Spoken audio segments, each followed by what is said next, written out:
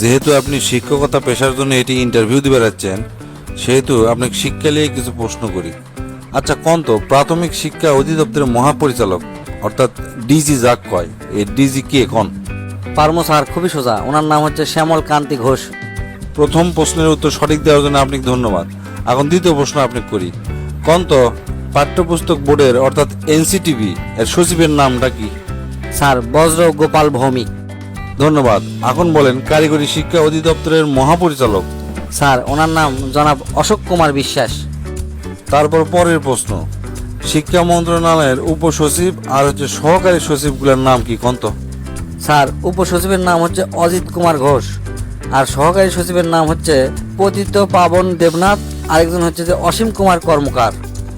তারপর কোন সৃজনশীল পদ্ধতি বাস্তবায়নকারী মাধ্যমিক শিক্ষা খাত উন্নয়ন কর্মসূচির যুগ্ম পরিচালকের নাম কি আর বিশেষজ্ঞের নাম কি? স্যার যুগ্ম পরিচালকের নাম হচ্ছে রতন কুমার রায়, আর বিশেষজ্ঞের নাম হচ্ছে ডক্টর উত্তম কুমার দাস। আচ্ছা তারপর কোন ঢাকা বোর্ডের উপ কলেজ পরিদর্শকের নাম কি আর চট্টগ্রাম বোর্ডের সচিবের নাম কি? স্যার ঢাকা বোর্ডের উপ কলেজ পরিদর্শকের নাম হচ্ছে অদ্বৈত কুমার রায়, আর চট্টগ্রাম বোর্ডের সচিবের নাম হচ্ছে ডক্টর পীযূষ কান্তি দন্ত।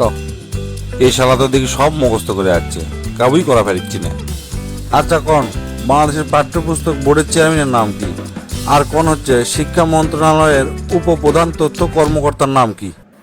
স্যার বাংলাদেশের পাঠ্যপুস্তক বোর্ডের চেয়ারম্যানের নাম হচ্ছে নারায়ণ চন্দ্র পাল, আর তথ্য কর্মকর্তার নাম হচ্ছে সুবোধ চন্দ্র ঢালি।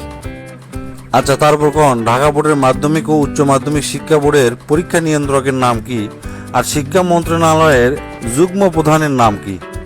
পরীক্ষা নিয়ন্ত্রকের নাম হচ্ছে শ্রীকান্ত কুমার চন্দ্র, আর যুগ্ম প্রধানের নাম হচ্ছে স্বপন কুমার ঘোষ। আচ্ছা এখন কোন শিক্ষা মন্ত্রণালয়ের কয়েকজন অতিরিক্ত সচিবের নাম কোন? স্যার একজনের নাম হচ্ছে স্বপন কুমার সরকার, আরেকজনের নাম হচ্ছে ডক্টর অরুণা বিশ্বাস, আরেকজনের নাম হচ্ছে শ্রী বর্ণমালী ভৌমিক। এই শালাক তো কোনোভাবে আটকান পারছি না। আচ্ছা কোন ক্লাস 2 থেকে 8 পর্যন্ত বইয়ের মধ্যে কি কি পরিবর্তন আসছে? স্যার ক্লাস 2 বইয়ত সবাই মিলে করি কাজ শিরোনামে হযরত মুহাম্মদ সাল্লাল্লাহু আলাইহি ওয়াসাল্লামের সংক্ষিপ্ত জীবনী বাদ দেওয়া হয়েছে, আর 3 বইয়ত বাদ দেওয়া হয়েছে হযরত আবু বকর রাদিয়াল্লাহু আনহুর শিরোনামে একটি সংক্ষিপ্ত জীবনী। ক্লাস 4 এর বইয়ত বাদ দেওয়া হয়েছে খলিফা হযরত ওমর রাদিয়াল্লাহু আনহুর সংক্ষিপ্ত জীবনী। ক্লাস 5 এর বইয়ত বিদায় হজ নামক শেষ নবীর সংক্ষিপ্ত জীবনী বাদ দেওয়া হয়েছে। ক্লাস 6 এর বইয়ত সতেন সেনের লাল গরুটা নামে একটা ছোট গল্প যোগ করা হয়েছে। ওটি লেখা আছে গরু হচ্ছে মায়ের লাগান্তি, এক জব করা ঠিক লয়। ক্লাস 7 এর বইয়ত শরৎচন্দ্র চট্টোপাধ্যায়ের লালু নামক একটা গল্প যোগ দেওয়া আছে, সেটি কালী পূজা আর পাটাবলির কাহিনী সুন্দর করে দেওয়া আছে। আর ক্লাস 8 এর বইয়ত রামায়ণের সংক্ষিপ্ত রূপ অন্তর্ভুক্ত করা আছে। আচ্ছা আমার নাম কি আপনি জানেন? হ্যাঁ জানি স্যার, আপনার নাম হচ্ছে সুশীল দেবনাথ। আমার বসের নাম জানেন? হ্যাঁ জানবো নাকি, জানি, মিঠুন কুমার দাস। আপনার নাম কি? মোহাম্মদ জেলহজ হোসেন। এখন কোন আপনি চাকরি হবি কি হবি না? হবি না? কৃষক হবি না কোন? সেটা আমি কমকে, দর্শকরা কমেন্টত লিখে দিবি, থাকেন কেন।